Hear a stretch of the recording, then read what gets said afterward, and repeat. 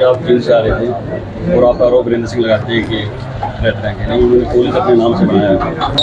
देखो, यहाँ तो इतिहास सबको पता है किस तरीके से सर छोटू राम के नाम पे ट्रस्ट बनाया गया, लोगों से चंदा इकट्ठा किया गया और फिर उसको राजीव गांधी के नाम पर समर्पित कर दिया। तो जाना का आम बच्चा इन चीज़ों से वाकिफ है, मुझे ज़्यादा इसका विवरण देने की जरूरत नहीं कि किसने यहाँ कैसे अपना साम्राज्य बनाने का प्रयास किया।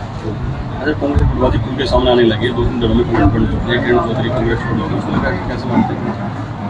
कांग्रेस का बंटवारा अभी तो शुरू हुआ है और अभी तो हमने बहुत नामों की आप लोगों से चर्चा सुनी है पिछले 20 दिनों के, ये भी जाएगा ये भी जाएगा।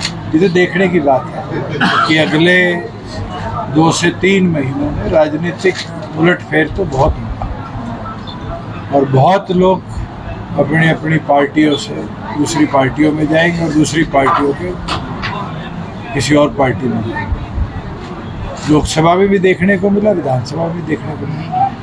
विजेंद्र सिंह का कहना है कि जो क्षेत्र है उनका कोई वजूद हरियाणा में नहीं है, इस चुनाव में काफी हद तक सामने आता है। ये तो इतिहास है, बड़ी पर्ची छोटी पर्ची के अंदर राष्ट्रीय दलों में बंटवारा रहा है और छोटी पर्ची की जब बात आई तो फिर रीजनल पार्टीज को लोगों ने अपनाया भी और मैं ये मानता हूँ कि रीजनल पार्टीज और ओरिजिनल पार्टीज जनता का दर्द को क्षेत्र के लेवल पर, प्रदेश के लेवल पर अगर कोई समझ सकता है तो रीजनल पार्टी उसका निवारण कर सकती है। तो रीजनल पार्टी ने एक बात कल बयान दिया है कि एक जैसे इंडिया गठबंधन बनाए हरियाणा में ऐसे गठबंधन बनाना चाह रहे हैं, लेकिन बीजेपी कुछ शामिल नहीं। चलो, मैं तो इन चीज़ों पे अभी विचार भी नहीं हम करेंगे। डॉक्टर जय सिंह चौटाला जी के नेतृत्व में 22 के 22 जिलों को पहले हम छुएंगे, कार्यकर्ता साथियों से चर्चा करेंगे और फिर आगे की जो राजनीतिक गतिविधि है उसको आगे लेके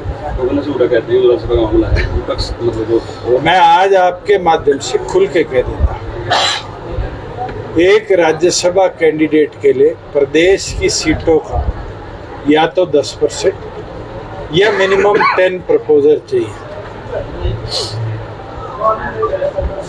प्रपोजर सेकेंडर के बाद 8 प्रपोजर और चाहिए। भूपेंद्र सिंह हुड्डा जी सारी कांग्रेस के विधायक, मैं तो बलराज कुंडू से भी निवेदन करूंगा सारे इकट्ठे हो, सामाजिक तौर पर कोई एक साथी को खड़ा करे। सबसे पहला नाम प्रपोजर और सेकेंडर में होगा तो दुष्यंत चौटाला और नैना चौटाला जी का, और हम वो लड़ाई लड़ेंगे और अगर उनमें दम नहीं है तो फिर फॉर्म हम भरना शुरू करते हैं। उनके पास अगर हमारे पास 2 की 3 की कमी रही, जो विधायक है उनके साइन करा दे, बीजेपी से हम टक्कर भी लेंगे और राज्यसभा में उम्मीदवार होंगे। सर, दीपेंद्र हुड्डा कहते हैं कि बीजेपी की और इनेलो की लड़ाई तो नोटा से रह गई है, क्योंकि वोट बैंक इस तरह नीचे चला गया। कोई बात नहीं, उनको इतिहास से सीखना चाहिए और इतिहास के अंदर शायद उनका परिवार भी कितने चुनाव हारा हो। उस टाइम तो नोटा नहीं होता था, निर्दलीय रह जाते थे नीचे, निर्दलीय से भी नीचे रहे हुए हैं।